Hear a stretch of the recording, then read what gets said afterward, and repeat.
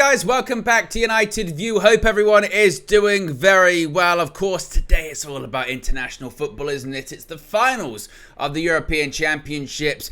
England versus Spain. Will football be going home? And, well, I will be live to find out if indeed that is the case. I'll be searching for football and hopefully it will come home later on today. Kickoff's 8 o'clock here in the UK. I'm going to be live about 30 minutes before, around 7:30. But before then, I thought, you know what? I'm going to just chime in, just sort of jump in. A little bit of a bite-sized transfer updates. But there's a couple of Manchester United news stories in the midst of all of this international stuff that's going on when it comes to England and the final and Gareth Southgate and what have you. I thought I'd jump in, bit of a transfer update, just sort of the latest stories, a bit of a sort of a top line as to what's going on. Of course, next week we'll have transfer views, 9 a.m. live, blah, blah, blah, as per usual.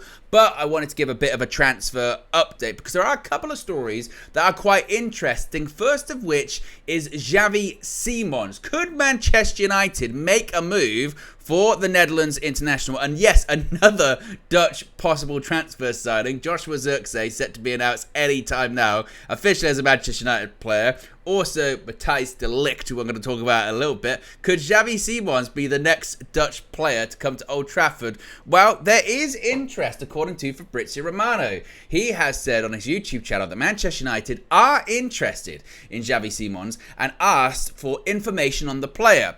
But it must be stressed, Bayern Munich and RB Leipzig are currently the front runners to sign him. Of course, last season he was out on loan at Leipzig. Officially, he is still a PSG player, but he's informed PSG he wants to go out on loan again. There's been talk about maybe a more permanent solution this summer, potentially a loan with an obligation or an option to buy. Now, it had been widely reported that Bayern Munich were the front runners. They were going to sign him, maybe RB Leipzig in second, but it looks like United may have maybe just entered the equation. Now, it's not the first report to say this. Simon Mullock from the Mirror also said something similar just a few days ago, that Erik ten Hag was weighing up a loan move for PSG's Xavi Simons. Sirens in the chat, as always. Now, there is a link here, not just the fact that he's Dutch and not just the fact he's played in the Eredivisie and we are essentially Manchester United Netherlands at this point. No, of course, Simons was at PSV when Ruud van Nistelrooy, yes, the latest addition to the Manchester United coaching staff, the new assistant coach along with Rene Harker, he was the manager of PSV when Xavi Simons was there. In fact, you can see this tweet right here. This comes from, I think it's May of 2023, so just over a year ago when Ruud van Nistelrooy left PSV. They developed a very close relationship. Xavi Simons said, "Thank you for making me a better player and helping me achieve one of my dreams of making it to the national team. Forever grateful. Good luck in the future, mister." Now, the reason I show that is because I think that's maybe where some of these sort of links are coming from when it comes to all of this. I think you have to take this with a certain pinch of salt that's maybe this kind of big. Look, it's coming from Fabrizio Romano, so it would appear that there might be something in it, but it feels just a bit too convenient. Perhaps we're going after yet another Dutch player. We're linked with any player that's from the Netherlands. Then you've got the connection of, wow, Ruud van Nistelrooy managed Xavi Simons when he was at PSV, so there's a link there. They've got a good relationship. Now, is that lazy journalism, or is it in the sense of actually, perception is reality in that regard? Erik ten Hag likes signing Dutch players, and there's a link with Ruud van Nistelrooy and Xavi Simons. So Ruud van Nistelrooy's recommended Xavi Simons, or Xavi Simons reached out to Ruud van Nistelrooy going, "Hey, I'd love to come to Manchester United." Ruud passes the message on. I don't know. I always felt like the likelihood, and it certainly felt like it, that he was going to end up going to Bayern Munich. He was in the Bundesliga last season, had a very strong season with RB Leipzig. Certainly, Bayern Munich are looking to rebound after what was a really disappointing season with them. Vincent Kompany's their new manager. They've already gone into the transfer market with Elise, Paulinho from Fulham too. So they're looking to refresh and revamp things, certainly. But so are Manchester United, and we know that we do have some PSR and FFP issues this summer. How many issues we have of it, I mentioned this on the Trinity. I still believe that the accurate number hasn't been put out there because I don't think people legitimately know. But if you could get Xavi Simons on a loan deal with an obligation to buy, I think it'd be foolish not to do it. He fits the profile, park the sort of Dutch stuff to the side. He picks the profile of players that we are interested in at the moment. You're looking at Joshua Zirkzee, you're looking at De Ligt, you're looking at Ugarte, you're looking at whoever of these sort of young players that haven't hit their prime yet, are still developing, are still emerging, and maybe he could fit into that category. If I had to put a likelihood on it happening right now, I would say I don't think it will happen. But because it's a loan deal, certainly nothing is set in stone and things can develop very quickly with it. So let me know what you think. Is there any chance that Xavi Simons could end up at Manchester United? Where would he fit into the team? Of course, we've seen him at the Euros play kind of really across the front line. He can play off the right, can play off the left, can play in the 10. And that kind of multifunctional player could be someone that United look at. With the return of Jadon Sancho, is that just another player in an attacking area? But of course, Sancho still very well could leave this summer. That's still a very real possibility. I don't think his return to training has put teams off, shall we say. I think it's just a case of maybe trying to drive his value up too. So what do you think? Is this one possible? Let me know your thoughts about that one in the comment section below. Let's move on and talk about Matthijs de Ligt, because we could be getting a here we go very soon when it comes to this one. Romano did say that the other day, didn't he? Reports from Germany today are suggesting that Manchester United are prepared to offer a £42 million package to Bayern Munich for Matthijs de Ligt, but the details of the package still need to be finalised. How long the payments can be spread is also important for Manchester United, which is kind of a bit similar to the Joshua Zirkzee deal. Of course, that one, they had a figure in mind anyway. There was a release clause. United opted to not pay the release clause, pay a little bit more, but pay less upfront, spread it across a certain amount of time. Better when it comes to PSR and FFP restrictions. And that could be a similar case here when they say, okay, we're happy to pay £42 million. I mean, the number that had been put out there in terms of what Bayern Munich were looking for was 50 million euros, which is around £42 million. So it would appear, if this report is accurate, and a lot of the reporting is suggesting it's pretty accurate over the last few days, is United are happy to pay that amount.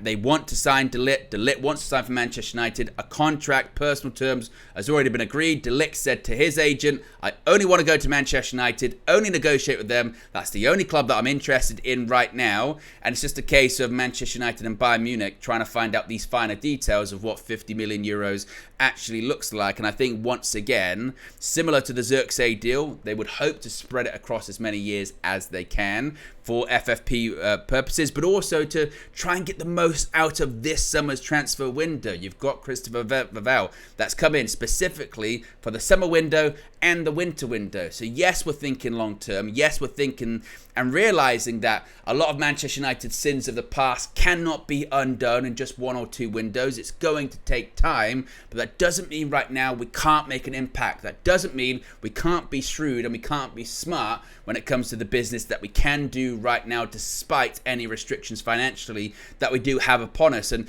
I know there is some skepticism or reservation about De Ligt, and they talk about injuries and what have you. I still believe in my heart that this would be a good signing. I still am positive about this signing. I think the fact that he is 24, 25, yes, it hasn't worked out at some other clubs, but define not working out. He went to Juventus when they were just, it was a Juventus that was aiming to be upwards, win a Champions League. And it's kind of, you've seen Juventus over the last 3 or 4 years, maybe a bit longer, they've been on the verge of collapse. Is that Matthijs de Ligt's fault? I don't think so. And there was a lot of big characters there at that time, whether it was Chiellini, whether it was Bonucci. There's a lot going on we've seen in Juventus, so I wouldn't hold that against him that it didn't work out there. As far as Bayern Munich, define not working out. He won the Bundesliga in his first season. Bayern weren't very good. They didn't win it last season. They did get to the semi-finals of the Champions League, and he had a big part to play in getting to the semi-finals of the Champions League, starting those big matches against Arsenal and against Real Madrid. Now, he did have a spell out of action, for which he ended up getting replaced by Upamecano and Kim Min-jae. But actually, as the season went on, he became the partner. He became the partner alongside Eric Dyer. So I think the idea, this narrative that he never played, he was constantly injured, and he never offered anything good is just completely false. There is a big vocal selection of Bayern Munich fans that want him to stay, that are not happy with the fact that he's on the verge of joining Manchester United. He is still young. He is still developing. He's worked with the manager before. And I think it would be for £42 million. I think it would be a steal. It's certainly what Ajax said, and I tend to believe him on that. I mean, when it comes to Erik ten Hag, he's been pretty spot on about a lot of the things there. So I think this would be a really shrewd bit of business, and I do think we'll get Here We Go really in the next couple of days. I think that's entirely possible. So what are your thoughts when it comes to Matthijs de Ligt? £42 million. When do you think we'll hear the Here We Go on that one?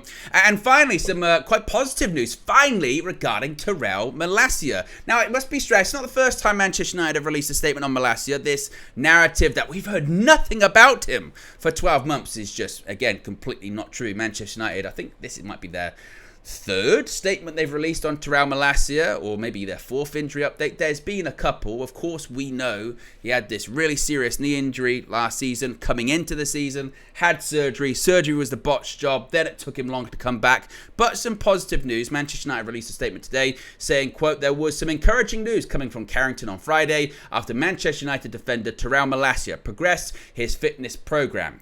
Young left-back Massia returned to base earlier this week after working hard throughout his summer break. Terrell has this week been pictured training individually on the grass under the guidance of medical staff. The Netherlands international joined United from Feyenoord in 2022 and has made 39 appearances so far. He is doing everything he can to regain full fitness, which I think is a good look. Seeing him back out on the grass training, it's not full training, it's not with the first team group or anything like that. It's still individual. He still has a way to go. But just for himself, I think that's incredibly encouraging and positive news. When you're out for an entire season, and he didn't even participate in training last season, you have massive concerns about whether he can make it back just to playing football altogether, let alone for Manchester United. I mean, that conversation for me is at a later date, but for himself and his career, I think that's really, really positive news. As far as does this change perception on transfer plans, it is the transfer view. Transfer plans for a left-back position? Absolutely not. I've been saying it for months, prior to the season ending, heading into this summer transfer window. For me, the left-back position is, I think, one of the top priority positions. We have heard rumblings about a couple of links here and there. Of course, we had the links with the Turkish left-back coming out of the Euros. We'll see how realistic they are. But that is still a critical position. I mean, I mentioned earlier on, European Championship final today, Spain, England. Whether or not Luke Shaw is going to start is still up in the air. I think the rumours are it's going to be an unchanged starting 11 from Gareth Southgate, which means Kieran Trippier starts once again in the left-back position or wing-back position, depending on what shape he chooses to start with. But there was a clip released. And they've, to be honest, been a bit over the top. Random celebrities. Go on, England. Okay. But the BBC Sport released one. And Sir Jim Ratcliffe, yes, Manchester United minority shareholder, co-owner, was featured in this video. And he wishes England good luck. And one of the last things he says is, Luke, please don't pull your hamstring again. And it gets a jolly laugh. And everyone goes, ah, ha, ha, ha. But when you take a step back and really think about it, you go, that is nuts. The fact that we kind of go, ah, ha, ha, ha, don't pull your hamstring again. Oh, why? Because you haven't played since February. And the injury record is so prevalent that it's openly laughed about as a bit of a, one of those things. No, not one of those things. We cannot go into next season with the left backs that we've got, a Luke Shaw, that will get injured at some point. I still stick by this fact of course, when he plays on his day, Luke Shaw's great. But when he plays and on his day is far too infrequent, I think. And I think if you're going to compete, you need consistency. We saw it last season. You need a consistent back four. And we have to just acknowledge that Luke Shaw, as Erik ten Hag said himself prior to the season ending, he can't play that amount of games because of his injury record. We cannot rely on Terrell Massia coming back from that in the injury, because who knows what version of him is going to come back. I think it's great that he's on his way back, so I just hope he can get his career up and going again. Whether that's at Manchester United or not, time will tell. But we need a left back. We need a new starting left back. Whether he's someone to develop for the future, and it's him and Shaw this season, but eventually he supersedes Shaw because Shaw will inevitably get hurt at some point of the season. I don't know, but we need a new left back. That is a position that has been cursed. I mean, absolutely cursed for the last 12 months, and it needs to be fixed. We cannot go into next season without a left back signing. So I think really positive news about Massia, but at the same time, I still say that it's a situation where it's like, still he needs to He needs to, we need to find someone else. We absolutely just need to find someone else. And finally, just a little bit, this is actually happening at the time of recording this video, because as I mentioned, there's always little bits and pieces going on, even on these international days where stuff does kind of slow down just a little bit. A bit of an update when it comes to Lenny Yoro. At the time of recording this video, Florian Plettenberg has just tweeted in the last 2 minutes, and he has said that Manchester United hope that Lenny Yoro will give them his commitment soon. Once again, Manchester United are willing to pay a fixed amount of 40 to 50 million euro for the 18-year-old top talent from Lille. Yoro can sign a contract with Manchester United until 2029, plus a one-year option as revealed. He's set to decide between Real Madrid and Manchester United soon. So, I mean, it's no real new information there, I suppose, coming from Florian Plettenberg. A decision is expected soon, and it's hoped to be communicated soon, which is good, because that's what Manchester United need, because it looks like Manchester United are going to and want to recruit two centre-backs this summer. It looks like De Ligt is one of them. Branthwaite now off the table, with Aston Villa signing Onana for £50 million. So Manchester United need to know one way or the other, because if Lenny Yoro does say, you know what, I really appreciate the interest, but it's Real Madrid or nothing for me, so I'm either going to wait for Real Madrid to make a bid this summer, or I'm just going to set out my contract, leave on a free next year, do an Mbappe. Manchester United need to do that and then move on and find a different target.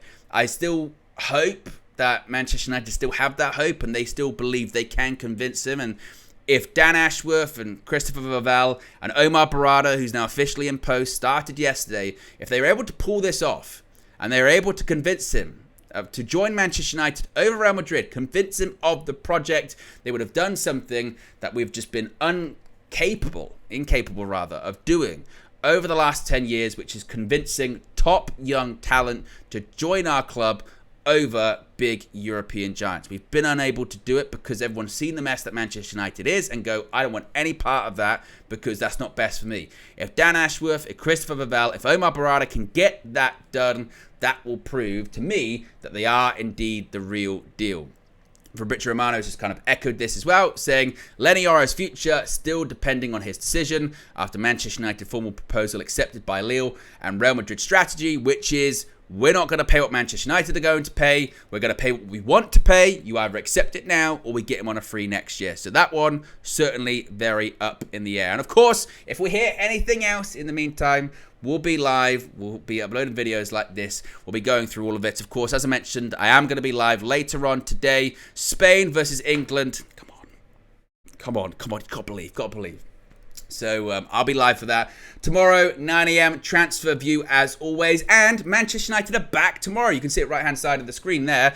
There is going to be a pre-season friendly. Yes, Rosenborg versus Manchester United. 5 p.m. kickoff here in the UK. The match is actually in Norway, but it's 5 p.m. kickoff for us here in the UK. I'll be live about an hour before, 4 p.m. There's going to be some big names on display, of course. Not everyone there because of the Euros, Copa America, late returns to training, but some big names are going to be there. Marcus Rashford, Casemiro, Andre Onana, Harry Maguire, Anthony, Ahmad, so Aaron Wan-Bissaka. There are quite a few big names that are going to be involved, and it's going to be really interesting to see how Manchester United do, so be sure to join me for that.